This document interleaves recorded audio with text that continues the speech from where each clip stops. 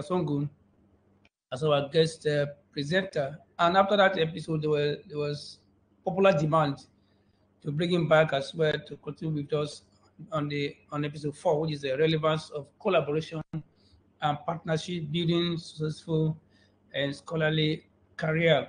So thankfully, we approached him and he joyfully accepted to join us on this episode 4. Once again, thank you, Professor Asongu. We don't take this for granted.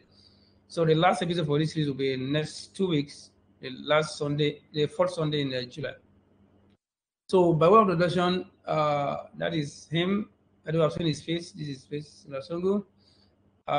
He is he holds a PhD from Oxford Brookes University in the UK, and the founder and lead economist and director of the African Governance Development Institute based in Yaoundé, Cameroon. And also he is a distinguished visiting professor at the University of Johannesburg and lead economist at European Estram Center of African Studies based in Belgium, and also a co-founder and director of another center in Central African Republic. Is one of the most published and distinguished African economists. The last time I checked his Scopus page, he has a H index of over 50 with over 449 documents. So he's a reviewer and editor of, and also a board member of many international journals.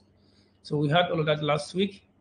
And interestingly, in terms of collaboration, which is our focus for today, I'm glad to mention that he's also one of our advisory board members for Diadec. In terms of collaboration, actively we have collaborating since 2018. To listen where we co-supervise a PhD who finished PhD in 2018. So publication, these are papers that are published between 2019 and 2021. Many of them in the high impact journal like Energy Policy, all of that. So if we didn't join us for episode 3, please get your recorded session. We have shared it on our platform so you can go through it. So by way of that, I've done this first part. So if you can clap your hands, please do, as I make welcome Professor Singlis Asongu as he takes us on his own slide. This is his slide. Thank you.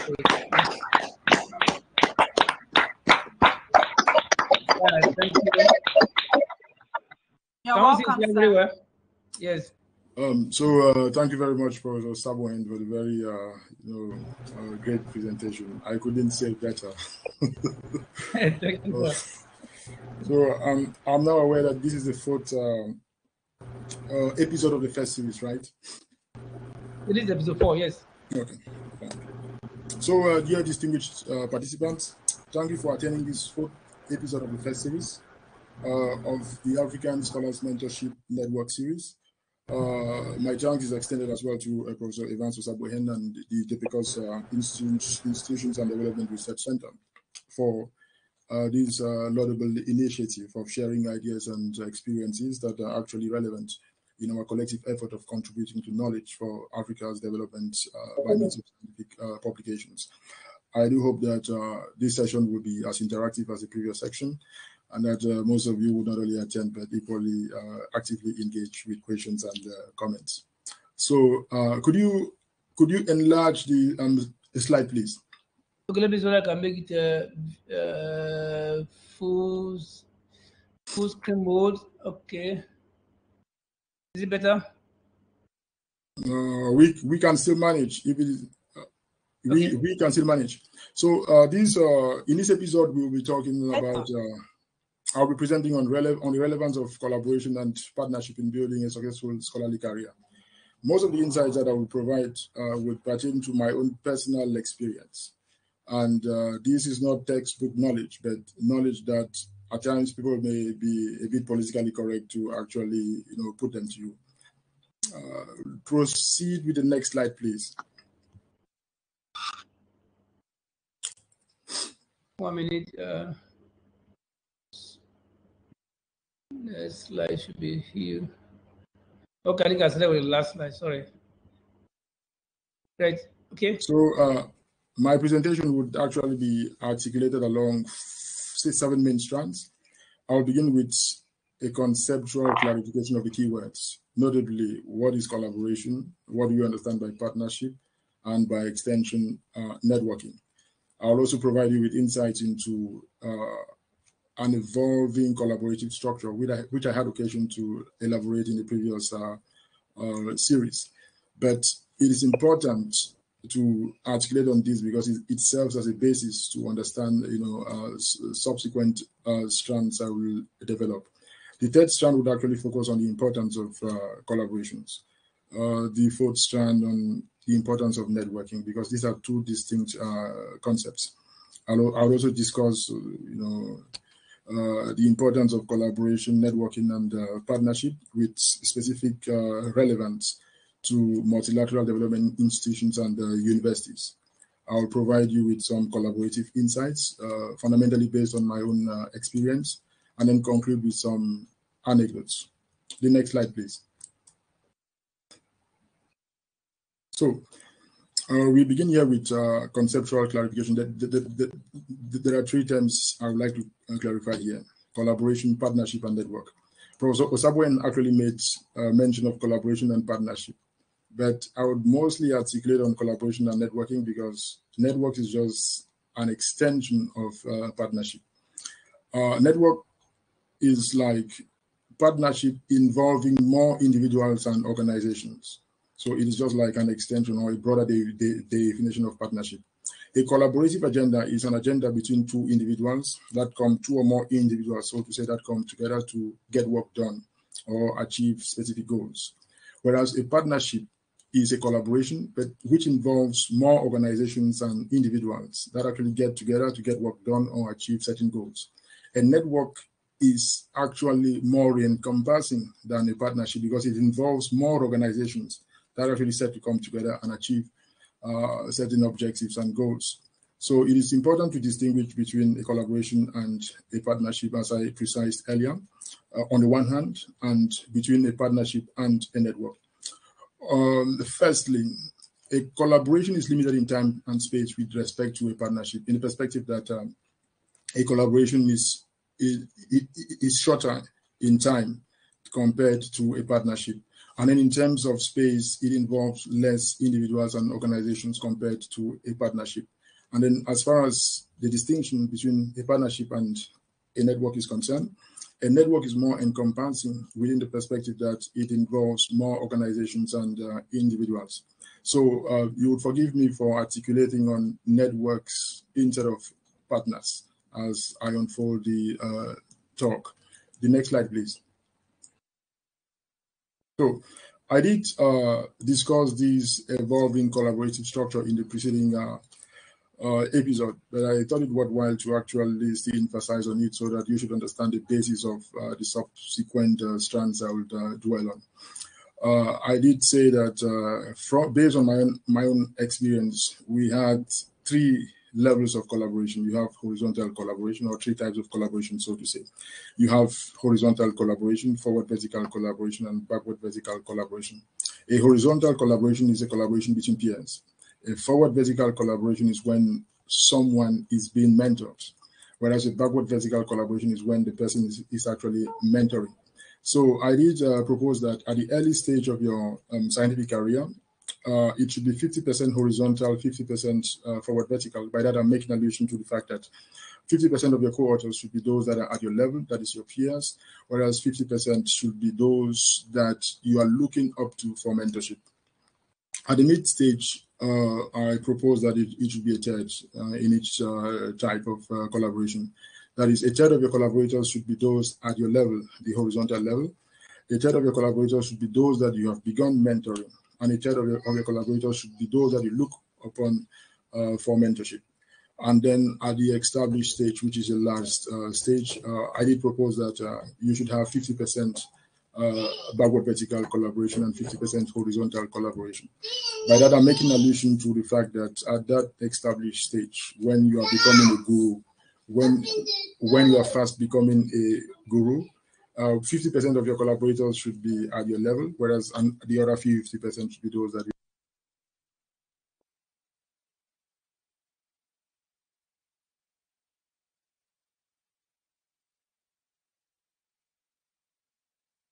I think you're muted. Azongo? Yes. Sorry. I was saying that depending on who you are and what you have achieved so far, you should be able to establish whether you are stingy in terms of collaboration or whether you are open to collaborative prospects. Now, as far as the importance of collaboration is concerned, in summary, it could be articulated in terms of visibility, experience, and prospects. By visibility, I'm making an allusion to more research outputs. That is, you have the possibility of publishing more papers, both in terms of quality and quantity. For instance, if you have 4 co-authors, and each of these co-authors engage equally in a collaborative agenda, instead of producing 1 paper, you can end up producing 4 papers. Then, as far as rankings are concerned, we know only too well that the REPEC ideas rankings is also based on the number of published papers.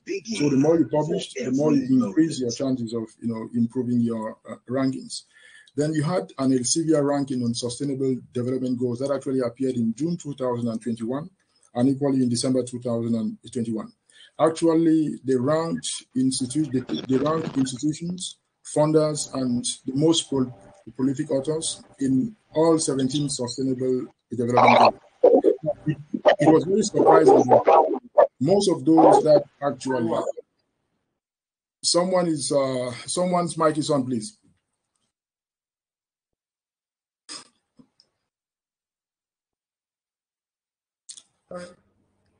So I was saying that before the small technical hitch, I was saying that in June 2021 and December 2021, Elsevier actually published some rankings on the 17 sustainable development goals. These rankings were categorized in terms of the most prolific authors, the top funding agencies.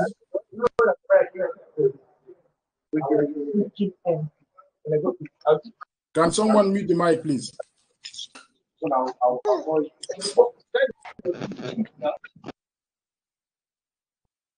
Sorry about that. I think it's better now.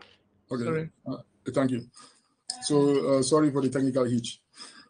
So when they realized that some of us were, I would say, classified or ranked as the best economists in the world in terms of most of these sustainable development goals, there was some lobbying in place by most economists from renowned universities to stop the rankings.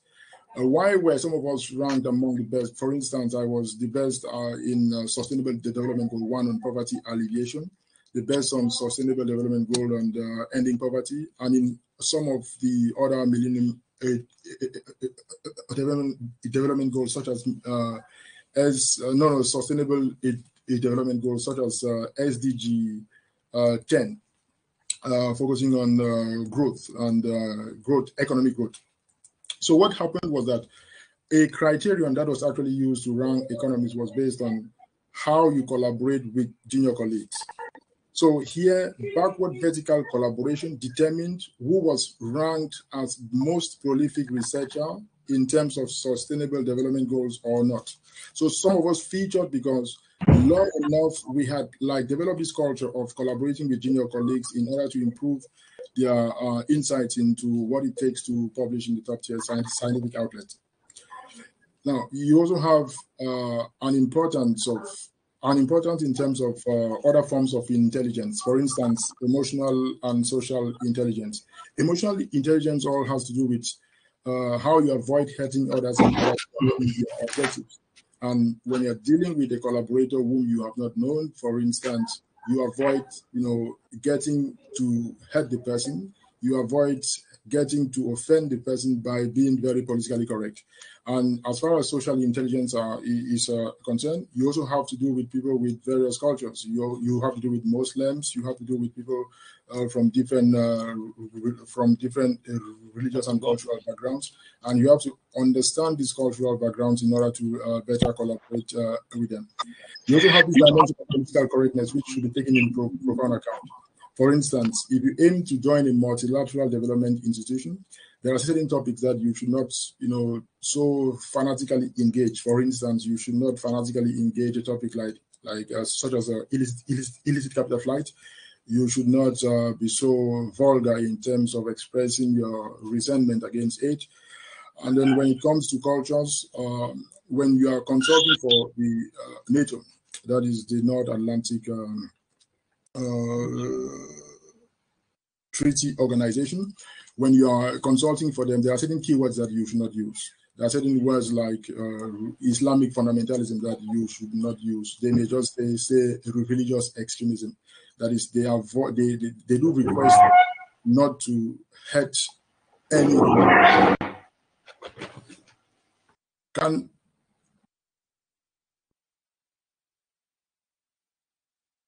Okay, Asoko, please, you can unmute yourself. Prof, I think the noise is becoming something else. I don't know why I was making you can go ahead now.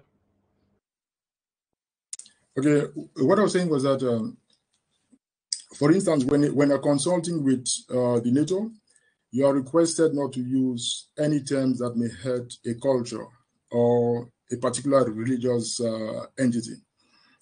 Now, you should also be careful when you are collaborating with people in certain geographical spaces.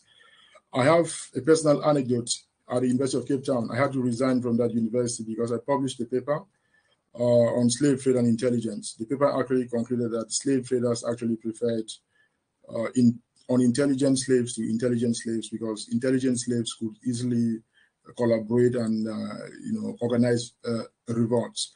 Now, a group of 12 professors sat down and examined the paper. They actually concluded that the results were robust, but that the topic was too sensitive for South Africa. So it is always relevant that you are politically correct in knowing that if a certain society has a history that is quite hurting, you should not engage any topic that actually reopens the wounds.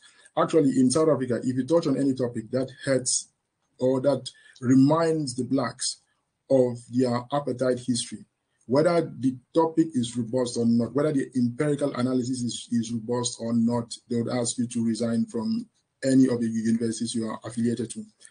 You also have career prospects. Your collaborator can be relevant in providing you with recommendation letters, but here you have to have worked with him for a certain number of months for him to actually establish that based on this specific time, I have known this candidate to be this, that, and that.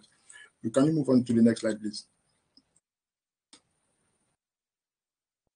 Then, as far as the importance of networking is concerned, I would articulate 4 main points here.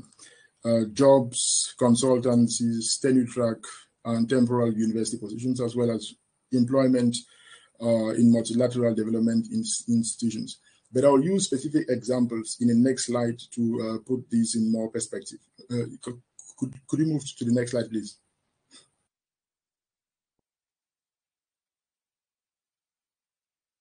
Okay. I'll use 3 main examples. There is an African-based multilateral development institution. I am calling no name here, but I simply want to use the institution to articulate why networking is important if you want to join this multilateral development institution. It is one of the biggest multilateral development institutions in Africa. African-focused, African-based, Pan-Africanist multilateral development institution. So the recruitment process is such that there is an informal arrangement that determines who is chosen at the end of the day, and those that choose who is elected at the end of the day are those at the department for which this person is requested. Now, this is the procedure. When you submit your applications, the Human Resource Department is in charge of long listing. When the long listing is done, that long listing, the long listed candidates are actually sent to the department requesting the candidate.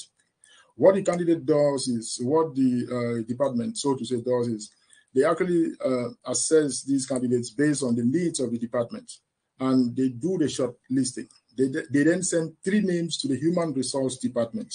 The Human Resource Department is then in charge of inviting these 3 candidates for interview. So prior to the COVID, you will be called for interview, they'll pay your flight, you go to the place, and then after the interview, 1 person will be selected. There's an informal arrangement that the person who is first on the list is eventually selected. Now, the Human Resource Department knows automatically that the person first on the list will be selected. And the other 2 candidates that actually came for interview just do that for formality and purposes. So at the end of the day, the person who is selected is selected based on networking. I hope nobody is surprised. I will take another example, a world-based multilateral development institution, how the recruitment process goes. There is long listing that is done preliminary, then there's short listing based on other criteria. Now, many candidates are actually short-listed. You are sent a letter, you are told that you have been short-listed. The shortlisted candidates are sent to various departments, and these various departments have to choose the best candidates contingent on the needs they have over the next few months or weeks.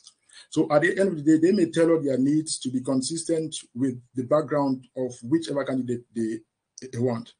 Recommendations as to which candidate should be selected is actually done by these respective departments. So at the end of the day, who gets selected is based on who chooses who in the department in question. And this is all based on networking. Then there's a recent university experience in Cameroon where you had over 400 candidates who actually applied for some replacement positions. And at the end of the day, of the less than 40 that were selected, almost all of them were selected based on how networked they were. So we should all be aware of the fact that irrespective of how published you are, if you do not have a solid network, you may end up having a very poor and financially unstable research career. I, for one, I had thought that when I become a top economist, people will be calling for me. But when I became a top economist, nobody called for me. I realized that I had to start building my own network because that is what actually matters. Networks are also fundamental when it comes to university promotions. For instance, political connections may be worthwhile in French-speaking countries, whereas as far as more Anglo-Saxon-oriented countries are concerned, research network is more fundamental. For instance, it goes with votes. If you want to be appointed as a professor, it goes with votes. The process actually entails a lot of voting at various levels. Now, if you have collaborated substantially, it may help tweak votes in favor of you. For instance, people who may be voting may be people with whom you have collaborated, or people may just be sympathetic to the perspective that, well, this person is not stingy in terms of mentoring junior colleagues, as opposed to someone who exclusively has singularly authored papers. When you exclusively have singularly authored papers, the message you are passing across is, well, even when I get into that university, I will mostly work by myself and I will collaborate less. The next slide, please. So in terms of some collaborative insights, when a mentor is contacted by the mentee, that is the first paragraph of the collaboration. I always advise that you have a talk instead of just exchanging emails. During the talk, you will get to understand the motivations of the mentee, whether the motivations are short-term, medium-term, or long-term. Then the topics that you would engage upon should always be mutually beneficial. That is, it should be a kind of common denominator between the research interests of the mentor and the research interests of the mentee. Then the element of time should also be clearly articulated because, as we know only too well, it takes between 6 months and 6 years for a paper to be published in print upon completion. Then as far as inputs are concerned, there should be some humility on the part of the mentee, and the mentor should always be relevant in the whole process. Let me be more specific. The mentee should understand that at the first stage of the collaborative agenda, he should not expect the mentor to put in 50% of the work. Most often at the first stage, the mentee is expected to do about 90, if not 99% of the work, because at that stage, the collaborator who is already the mentor, so to say, who is already established, will want to assess the mentee in using many criteria. Now, the mentor should also be relevant, because if the mentor is collaborating with the mentee, and at the end of the day, the mentee realizes that he or she has written 4 or 5 papers to which the mentor has not contributed. At one point in time, he would say, of what use is he or she to me? Yeah. So the mentor should always be relevant. The mentee should always understand that without this mentor, I cannot effectively push through this publication process. Patience is also important in terms of rewards. There are some mentees who would expect you to start motivating them financially 2 months or 2 weeks upon the collaborative agenda. That is, you start working, and after 2-3 weeks, he or she starts telling you that, well, my PC is bad, I cannot work because of this or this financial constraint. I think money should not be the sole motivation, but the mentee should also understand that the patient cultivation of profits is fundamental in the agenda. Recommendation letters also, it takes a lot of time for you to actually state in a recommendation letter that I have been working for this person for this spell of time, I have known this person for this spell of time, and this person is good at this. Because if you have known someone just for about a month or 2, the recommendation letter will have less weight compared to if you have been working with the person for, say, 4 or 5 years. So a motivation for, or expecting a recommendation letter should also be a motivation for the mentee cultivating these patience in terms of potential rewards. Connections as well. Most mentors will open their connections to their mentees only when they have established some confidence, and it takes time. It takes time. It takes years. So mentees, be patient. Know that there is a first stage of confidence, and then when the mentor has enough confidence in you, he will start opening his networks to you. It is when he starts opening his networks to you that the money starts flowing. Now, at the middle stage of the collaborative agenda, I actually propose that the mentor should start preparing the mentee to be independent, because there are some mentors who would want the mentee to be under them for as long as possible. But the mentor, based on the research productivity of the mentee, based on the experience of the mentee, should start assessing when the mentee will be independent. There should also be an acknowledgement on the part of the mentor that the mentee can be better than him or her. There's some mentors who would just want to be, gurus for life. We have to understand that I could put, I think 5, 6, 7 years ago, I could work for 37 hours. That is 37 hours non-stop. But today, I cannot put in more than 15 hours. But you have young people today who can work for these 37 hours. So I have to understand that I am growing old, and people I mentor will be better than me in the future. The mentor should also do his best to promote the mentee by means of sharing strategic information and providing recommendation letters upon request. Next slide, please. So at the mature phase, the mentor should open his connections to the mentee based on the degree of confidence and whatever. The mentor should also strive to position the mentee, either in universities, multilateral development institutions, and you name them, by means of sharing strategic information and providing recommendation letters upon request. And the mentor at this stage should accept that the mentee can be independent of him or her. The last stage is lifelong collaboration.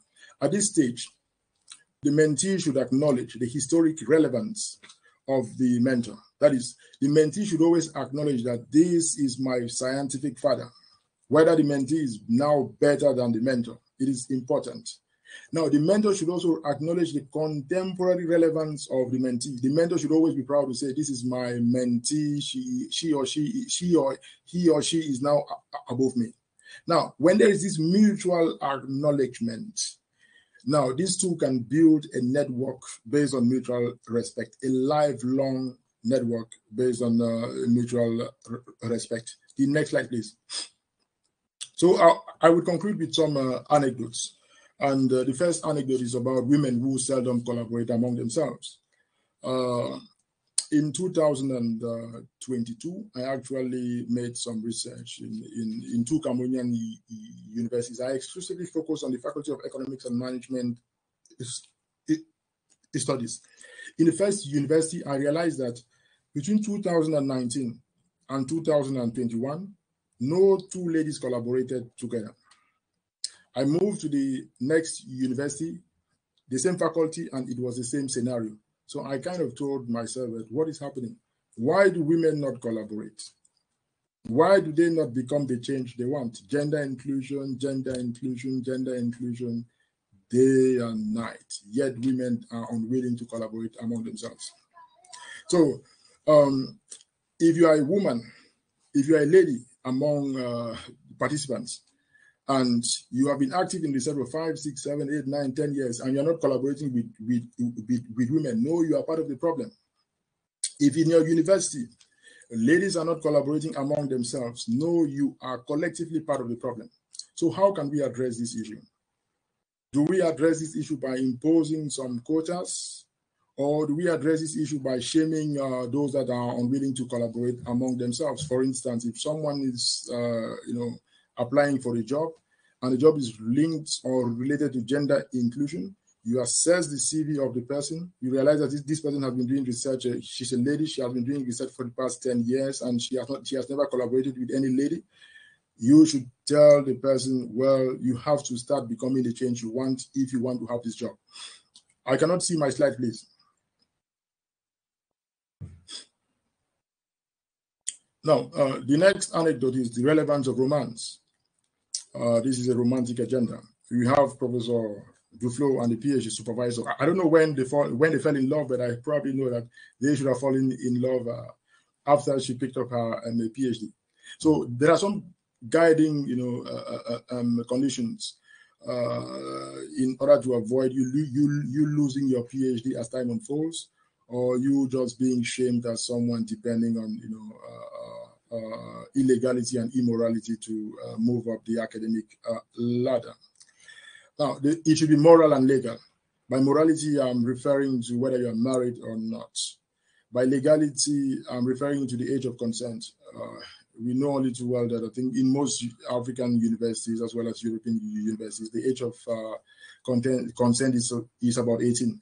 So you would have very few PhD candidates that are not at least 18 years old. It should not be a relationship of subordination. By subordination, there are two main aspects here. Whether one person financially depends on the other, or whether another person depends on another person, excuse me for the tautology for evaluation. Now, in terms of financial constraint, if you are funding someone as a PhD supervisor, there is already a relationship of subordination because that person depends on you financially. Now, if you are supervising someone and the person has to move from one academic ladder to another based on your evaluation, then there is also a subordination in terms of evaluation. So there should be no relationship of subordination. So if a professor here, if a professor here wants to go out with a PhD candidate, I think this should be after the PhD, after the student has defended his or her PhD. Now, the relationship should not also be a condition for the collaboration. That is, you should not impose, a professor should not impose on the student going out with him or her before they collaborate from a researcher perspective. Can you move on to the next slide, please? No prophet is also welcome at home. I'll give you some insights into my own Cameroonian experience because I am a native from Cameroon. I am a Cameroonian as well. I have not changed my nationality. So in 2021, a student actually invited me to be a PhD course supervisor in one Cameroonian university, the University of Nchang, to be more precise. So I sent my CV, and the main supervisor responded saying that she did not know me. I was flabbergasted. I was flabbergasted. And this lady has she had then 2 published papers. So oftentimes you are recognized by other universities that are not universities in your home country. So people should not be frustrated. If you are a Nigerian and you're not welcomed by Nigerian universities, you should not be frustrated. It is just normal. Then my African experience has also been very, unwelcoming as far as multilateral development institutions are concerned. At times you think that when you are tough, you will be invited and people will just like, no, it doesn't come that way. At times you even get people scared. That is why I tell people, well, if you want to join even these multilateral development institutions, build your network, publish about 20 papers. Don't go out, don't think when you have published 400, they would ask you to come, because oftentimes they want people they can easily mold, people who have not yet been established in terms of the research. So these 2 points, the 2 points I've actually alluded to, boils down to our conception of racism. I have come to not actually calling it racism, but a white privilege, because I have been discriminated more by blacks than by whites. Because in my perspective, as much as whites prefer whites to blacks, blacks prefer whites to blacks. For instance, most of you, if not all, would prefer collaborating with people from Oxford compared to people from Nigeria. So it is just a white supremacy. It is just a collective psychology of white supremacy, which also imposes on us a collective psychology of inferiority complex, which we have to deal with seriously if we want to promote African researchers and African-based institutions. The 4th anecdote: give to Kaiser what belongs to Kaiser. I wanted to say Caesar. So give to Kaiser what belongs to a Kaiser. This is in terms of acknowledging the importance of networking in your scholarly career. I failed to acknowledge this. I thought when I would be tough, people would just invite me. Nobody invited me. Acknowledging the importance of mentors. A good mentor can substantially promote you. A bad mentor can cause you to have mental issues. So also be aware of when to quit a bad mentor. Then you should also acknowledge the importance of political correctness. I have mentioned 2 instances. For instance, if you are hoping to join a multilateral development institution, you should avoid some very sensitive topics that are not consistent with the mission statement of these multilateral development institutions. I also mentioned the importance of emotional and social intelligence. For instance, if you hope to move to a Saudi Arabian university one day, you should not engage any topic that actually hurts the Islamic faith. If you are hoping to settle in South Africa, you should not engage in any research topic that actually reopens the wounds of the apartheid era. So on this note, I will thank you for the very kind attention, and I look forward to your constructive comments as well. Thank you.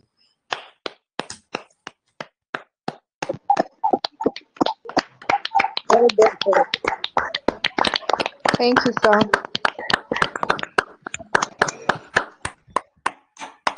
Thank you so much, sir. We are grateful, sir. Thank you very much.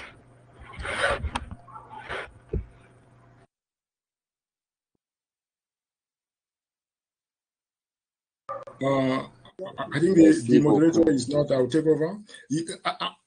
I am open to your questions. Put your questions. Okay, sorry, I was hearing me. I'm so sorry. Okay, fine. Okay, fine. Okay, so if you have your question, put up your hand. But if you can put it on the chat, we'll read it out quickly. I think I have something on the chat. Moses Adebole, thank you. Once again, okay. Use the chat or use the note, please. Or you want to ask question, raise your hand, or unmute you and then ask your question.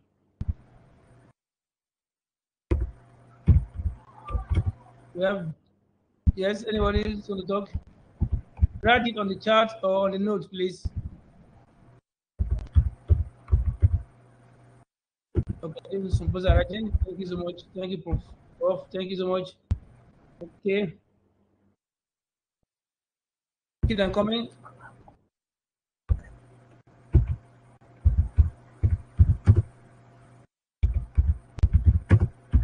Okay. They're tapping. Okay, what they're tapping, I think I can just begin to highlight some of my thoughts, and I don't intend to repeat. I must not repeat what they have said. I've learned personally, and then please make them sharp quickly so we can run. Okay. Why the questions are coming? Okay, please, when the questions come, let me know. I'll just. Okay. Okay, you stop sharing now and then. Okay.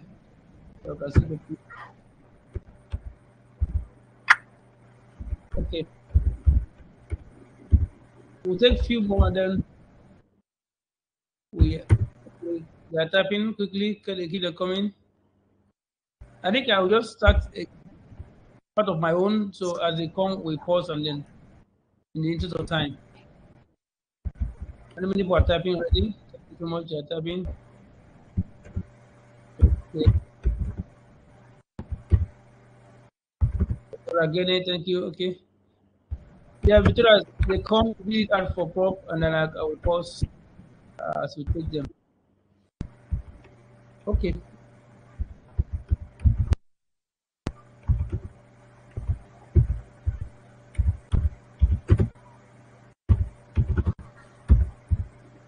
The tapping is ongoing, and then okay, thanks so much. While we are coming, let me just take some points. I don't intend to repeat. I must not repeat what they have said because they are also very valid points. And one thing about this, our mentorship network is not. We're not giving what you can find anywhere. Is from practical and personal experience. So we are sharing experience of 2 decades from thanks to Asongo, and that makes it very practical. So we can learn from our errors and then see how we can avoid our errors. I think what he said again, as mentors, our goal is that to understand that the time we come, we should expect mentees to be independent and able to be better than us for long-term collaboration and networking. I think that's one thing I learned personally from his own life. Okay, I think this slide was Asongo alluded to read just last week, not as a few days ago, in Morocco for summer school organized by Esther Duflo and The issue of women collaborating with one another is a serious one. Also, networking without knowing. Go on. Please go on with your. What's the reason? Yeah, go ahead with that. Okay, there's some comments on the chat. I will read that for you. One is from Ogbonna Amarachi. How do we reach out to people for mentorship? Sometimes we may have a clear idea of what we want, but we might not be able to express that clearly. So what tips do you have to help us express what we need clearly to a potential mentor so they can take us on? That's one. And then number 2 from Jonathan Mivin on the issue of white supremacy over blacks in terms of research. What are the likely remedies to address these? Is it the debacles or I will call it the diabetes? Okay, that's number 2. The third one, number 3, from Olopade Bosse. The issue of women collaborating with one another is a serious one. Also, networking without knowing one and not attending conferences cannot be overemphasized. How can I network without attending conferences and the likes? Okay, Prof, I'm going to take these 3 questions and then first.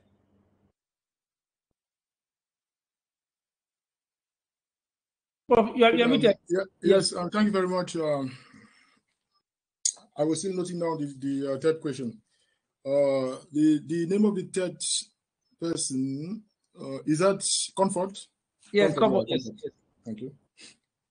So I'll take the questions in the same chronology as presented. The first is from Dr. Amarachi, and it is about how to reach out to mentors. I just think that you should be courageous enough to be motivated to want to do research. If you should, we are all human beings. You see, most of us go to the toilet, and after we are done, it doesn't smell like roses. You see, you shouldn't think that these people, mentors are extraordinary beings. As a matter of fact, when you even meet them, you get to know that these are very simple people. You see?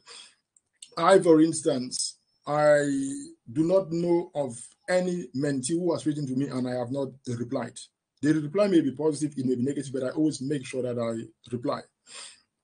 So just be courageous enough to know that you want to do research. Be courageous enough to know that you are putting your life on the line for research and go for what you want. If you want to collaborate with Professor Asongu, muster the courage to send him an email. I don't think that when you send him an email, he's going to eat you when you click the send. When you click the send button, yeah. icon, is it? So excuse me, I have a linguistic deficiency. I do stammer at times. So just be courageous enough to send an email, click the send button, and then request for mentorship. I think you can also do it via, inviting the person, to join your network, your LinkedIn network. If the person accepts, then that is already a first stage to the, agenda. Then before you get to talk with the person, know what you want, know your short-term, medium-term, and long-term motivations. Know the objective of the collaboration. Now, the person would always request you to send a half-page, a research proposal. Make sure that in this abstract, the abstract you'll be sending to the person, the abstract should be it should entail elements of style that actually motivate a paper. In the abstract, you should be able to summarize what is the problem statement, what has been done in the extant literature to address the problem statement, what are gaps in the engaged literature, how you propose to address those identified gaps, and the relevance of the problem statement to policymakers. You also briefly highlight the data and methodology that will be used for the process. You provide insights as to whether you already have the data in place, and then you propose a timeline for the completion of a paper. It may be 3 months, it may be 6 months, but it should not be more than a year. I hope I have adequately addressed that concern from Dr. Amarachi. Now, concerning Dr. Jonathan's question on white supremacy and possible remedies, this is a long-standing issue. This is a long-standing issue because, since the era of colonialism, African epistemologies were wiped out of the intellectual space. This conception of Eurocentrism is a process of identity formation based on superior and inferior people, and those of superior and inferior people producing any knowledge. We know only too well that scientific production is knowledge production. So there has been a culture where we look up to others for African knowledge. We look up to others for more robust knowledge when our African brothers are equally producing that same knowledge. I have been based here in Europe for the past 18 years. I have been affiliated with, renowned universities such as universities in Oxford, in Oxford for almost 9 years. But I prefer using affiliations that are in Africa because I want to provide insights into, the perspective that you can still be based in the dark depths of your village in Cameroon and you are competitive. You are producing knowledge that is relevant for Africa's development, and at the same time competitive with other renowned economists around the globe. So you can also resolve the issue by allocating a certain percentage of your citations to African scholars and African-focused publication outlets. For instance, if you decide to say cite 100 authors, why not allocate 20% of these citations to African scholars who have actually worked on the topic, or African-focused journals such as the African Development Review, the South African Journal of Economics, and you name it. So those are some of the remedies that could actually help to promote African-based scholarship and actually reduce this collective psychology of inferiority complex that we are all victim of. The third question is from Comfort, who thinks that, I think the premise of her question is not actually factual, because she goes on the premise that, her question is based on the premise that you need to network via conferences in order to collaborate, which I do not think is actually a solid premise.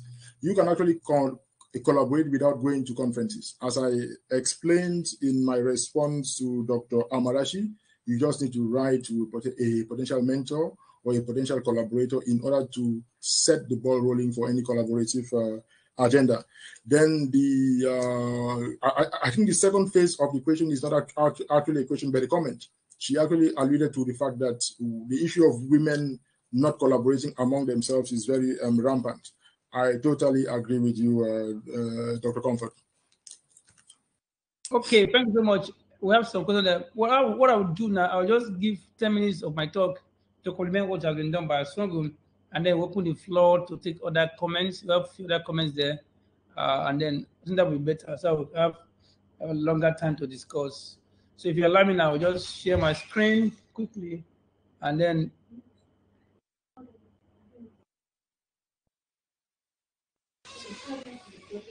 so let's keep our questions coming, please. If you have funny questions, keep them coming on the chat or on the notes, or even our WhatsApp group, in case you are not you can't type on this platform.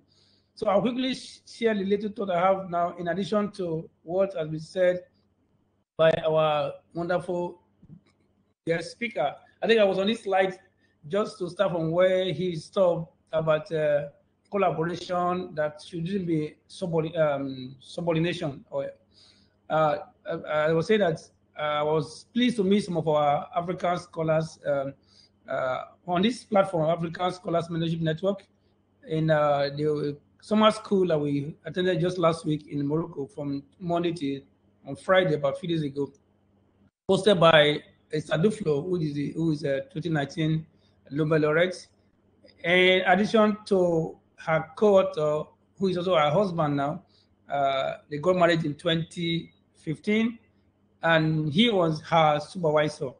So that was from collaboration to another level, and together they got married in 2015, and in 2019 they are prepared together and won the 2019 Nobel Prize in Economics. So collaboration can be long-lasting, and it could be short-term depending on what we are bringing on board on that. So the relevance of collaboration cannot be emphasized. Okay, it could be within. Again, what he said just now was crucial. It's not only how to do it outside your country. It could be within your organizations or within your location. It could be outside your country, within your country. So I think the issue of also collaboration among ourselves. Yeah, I like what he said about the horizontal, the forward linkage and backward linkage. All of that are involved in element of collaboration. Each distinguish between the collaboration, networking, and partnership. For this one, I'll just make use of collaboration for simplicity's sake. Okay, and there's a paper that was published in Nature that did a wonderful work in terms of comparing single author papers with multiple author papers. And one of the concluded is that multiple author papers tend to have more citation per annum than single author paper. In some cases, it could be as much as 8 times. So in other words, multiple author papers can be cited up to 8 times more than single author papers. So collaboration could be very, very helpful and very effective.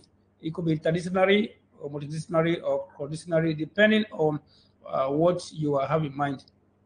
But I will move on to some questions. So instead of personal reflection, I try to have this kind of model, taking collaboration as dependent on, taking citation as one of the research rewards that depends on collaboration. It could be, like I say, it could be within your organization, outside the organization, within your domain, outside that, and other factors. In other words, so the more you collaborate, the more you climb the ladder to have citation, as I said in the previous slide.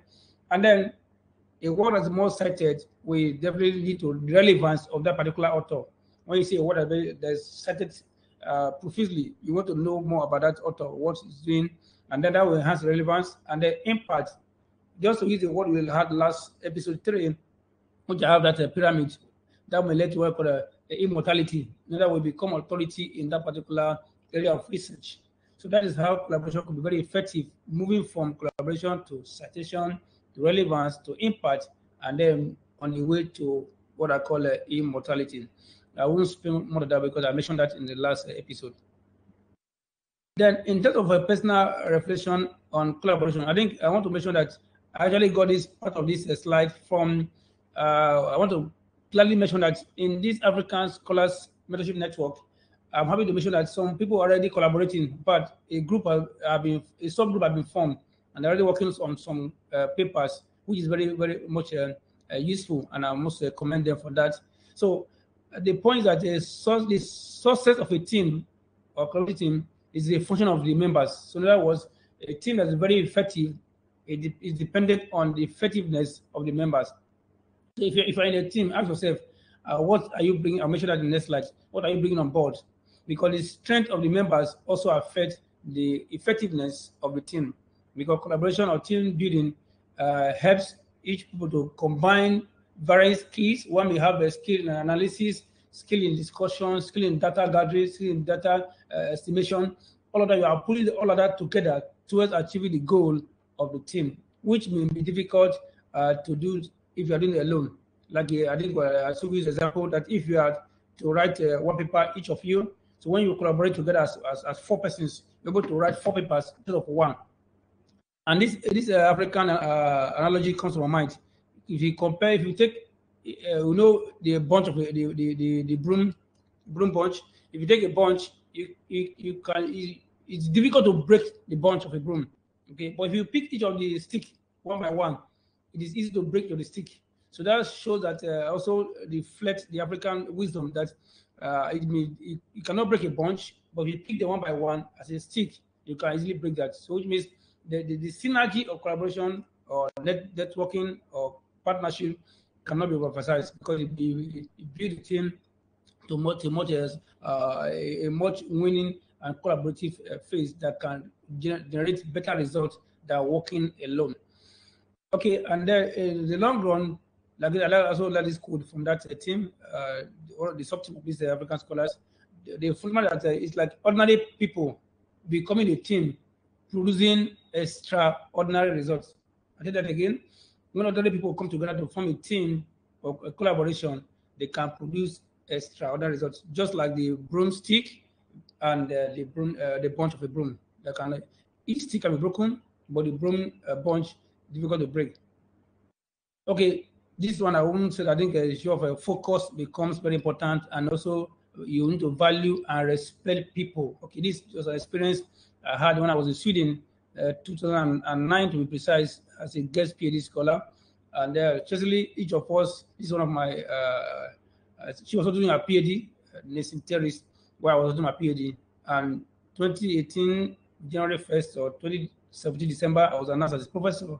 And by our case, by last year, December 2022, he also became a professor. We are still in touch. So in other words, you define the level of collaboration, whether it's a project-based, specific-based, or you want it to be a long-term base. Of course, mutual interest and value for people are very much important in this regard. I won't spend on this. So collaboration can help us to climb from knowledge consumption to production, and then moderation to simulation, which will help us to climb the ladder to immortality. If you remember what I said earlier on this slide, this one, from collaboration, you can climb to immortality. That is also alluding to that pyramid that I discussed in our last episode. Okay, so these are some personal collaboration. I will spend time here. By God's grace, in the last episode, I will be bringing some of the partners, the CEO of OBMeet, and also the CEO of Institute for Education Leadership.